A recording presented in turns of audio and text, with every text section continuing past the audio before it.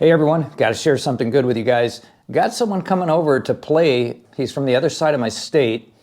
A real good player, better than I am in terms of Fargo rate. Of course, my Fargo rate's from 3.5 years ago. Don't really know where I'm at today, but I think I can hang with him. I've played him before on a 10-foot table. He has improved since then, so we'll see how it goes. But I wanted to just let you know about my preparation. What I did here about 4 days ago, I started really working on it, and I wasn't consistent enough. I knew I wasn't going to be good enough to beat him the way I was shooting. And, you know, I was streaky. I would run out, and then sometimes I would mess up on an easy shot, wouldn't get position. So I said, I got to stop that. I got to get this thing figured out. So I put in these last 3 days, even more time than I normally do.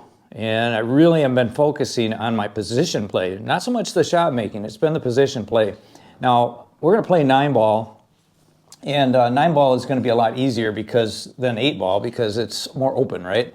But even then, you can still get messed up. So I've really been working on it, and I finally got squared away here yesterday. And I started running some racks and doing real well. One of the things I want to say to you guys that you may have noticed with your games is when you're playing an opponent, they disrupt your rhythm. So when I'm here alone playing, I can get in a groove and I'll pocket 40 or 50 balls in a row, just shooting 9-ball racks, and I'll just have several runs, and it's just like I'm on autopilot. It's hard to explain. It's just like you feel every shot, you know they're going to go in, and it's nice to have that. But when you're playing someone, because they have an inning, and you're going to be seated for a little while, especially if it's a better player, they're going to run out some racks, and you may be sitting for quite some time. We see it with the pros a lot. Sometimes they don't even get a chance to shoot until the 4th or 5th game even, right, if it's winter break.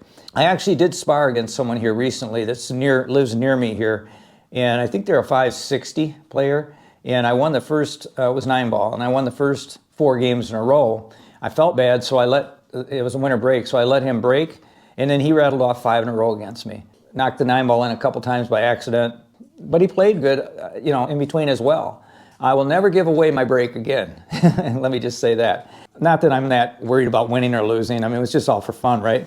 But still, you know, you're trying to do the best you can. So when this next player comes over, it's going to be a challenge for sure.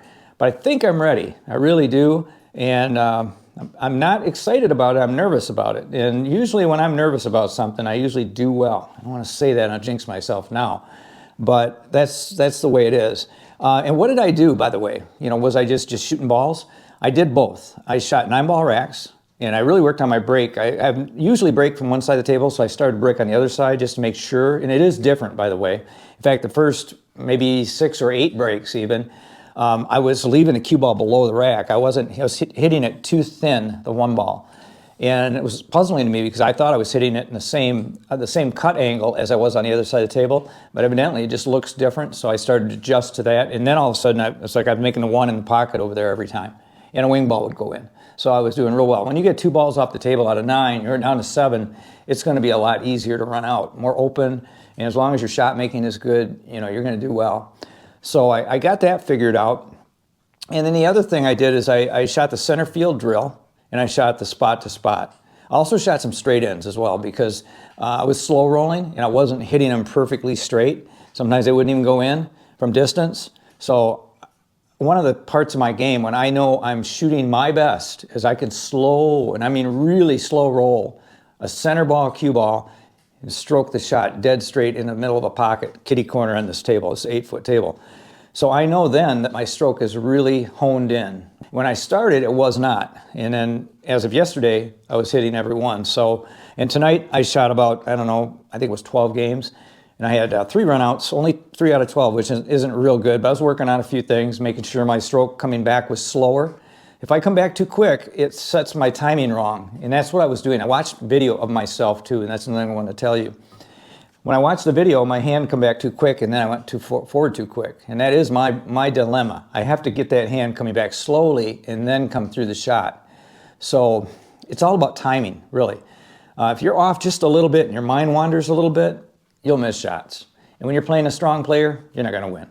Anyway, I just wanted to bring you guys up to speed on what's up for me, and we'll see how it goes. And I'll give you guys an update once it happens.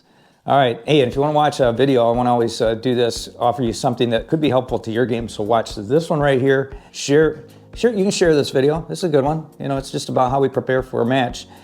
And until next time, like I always say, keep on practicing.